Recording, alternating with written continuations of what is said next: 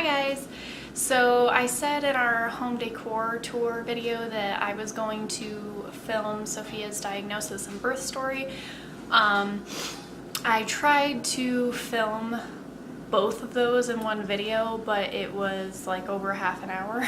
So I'm gonna split it up into two different ones to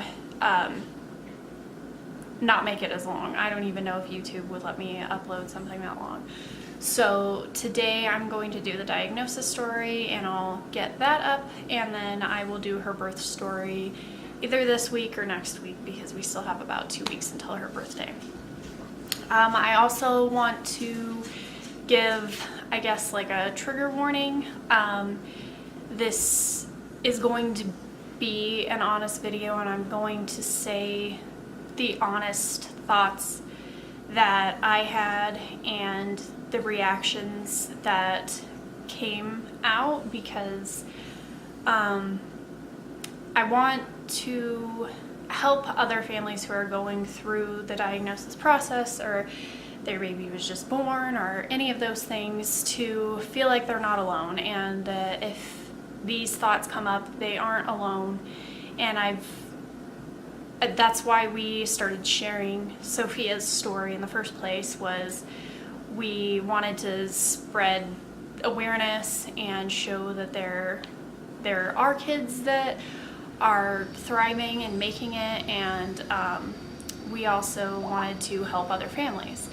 And so in order to do that, I feel like we need to be honest about everything that went on during that time. So I guess we'll get started. So I'll start with when we found out we were pregnant, and just kind of an overview of how the pregnancy was going up until then, and then the full diagnosis and like leading up right up until I went into labor.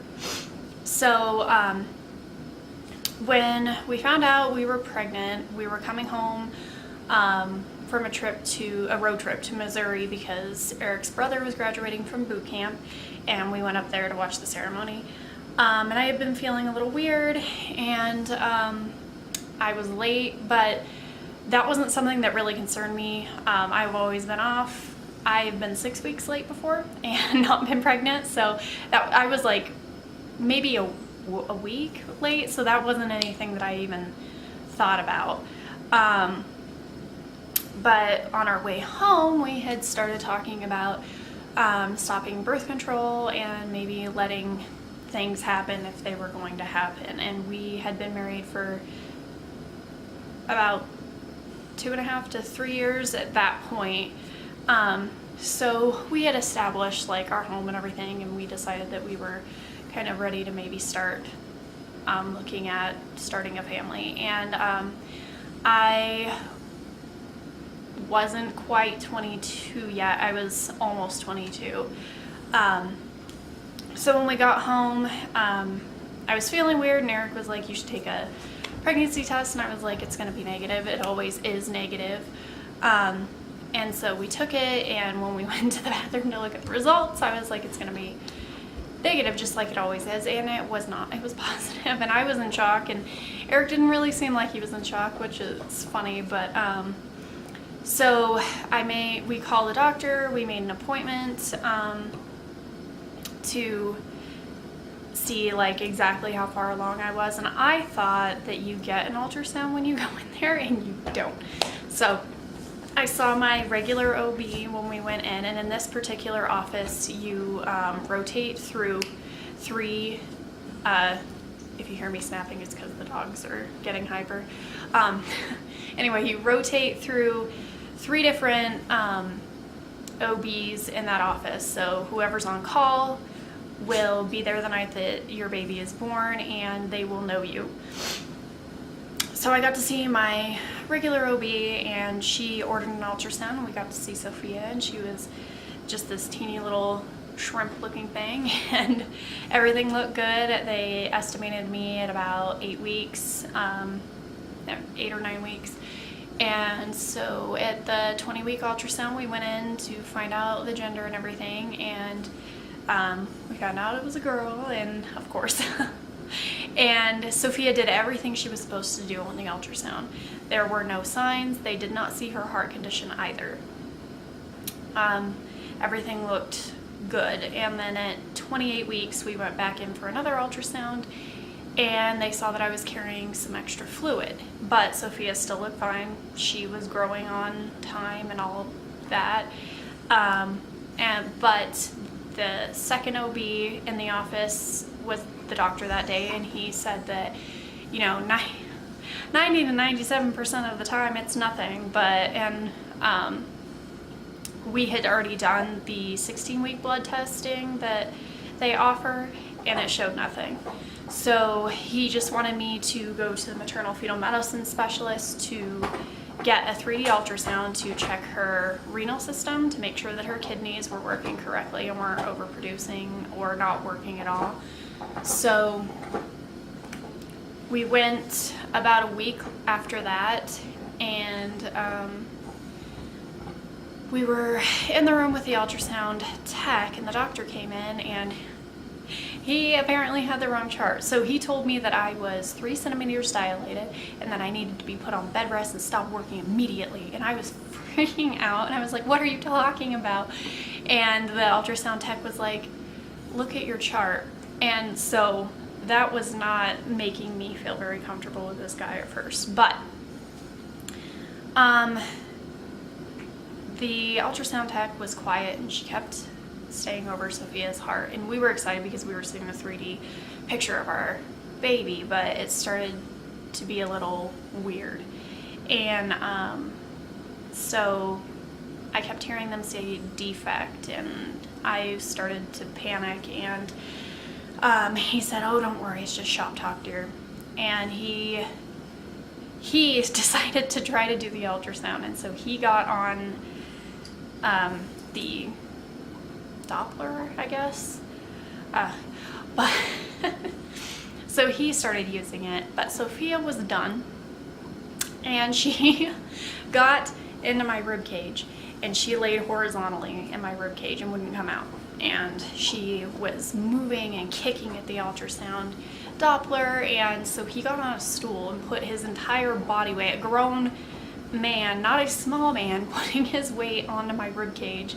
It wasn't very comfortable, but Sophia wouldn't come out, and he was so irritated with this baby, and he was like, she's the most active baby, and the ultrasound tech was like, today? And he was like, no, ever.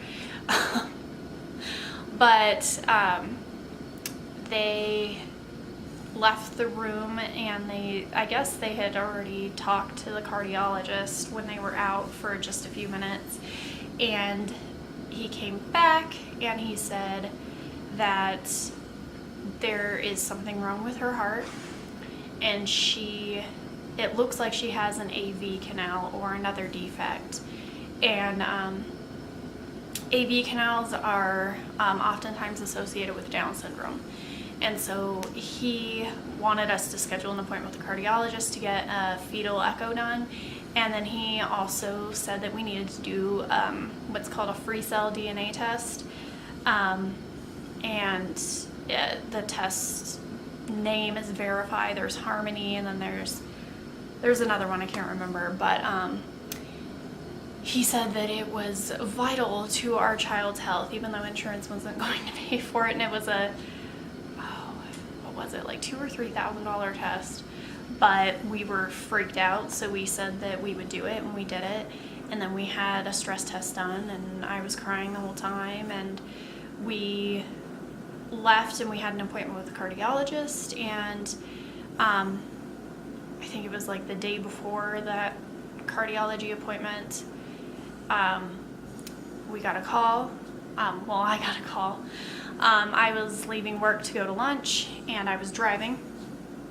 I got a call from another doctor in the maternal fetal medicine building, and he said, we got your test results back, and unfortunately it came back positive for trisomy 18.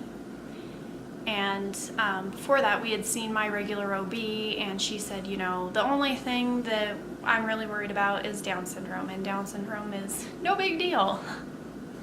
There are other ones there's trisomy 18 and 13, but we won't talk about that because they are the worst ones to get.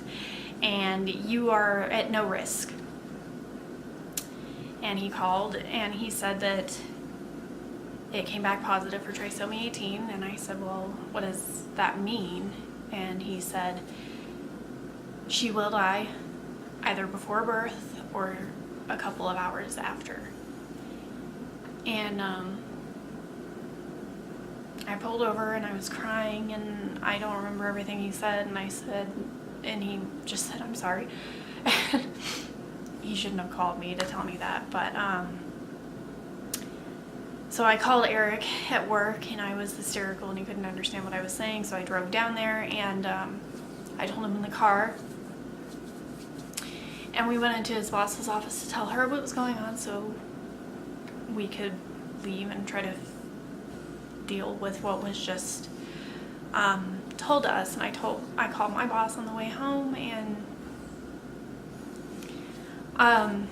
when I got home, I remember I just like collapsed on the couch and I said I just wanted a baby, and that was bad. But I called the third OB and he had already heard. They should have been the ones to tell me. They should have called us into the office, but and I said, okay, well, what do we do? Should we do an amnio? And he was like, well, if you want to. And at that point, two of the other doctors had basically already written Sophia off before any further investigating was done. And my regular OB, we went in to see her, and she had scheduled the amnio because I asked them to, and she said that they're going to do an ultrasound to check for more defects, to show any signs. And she was like, because I am not convinced that she has this.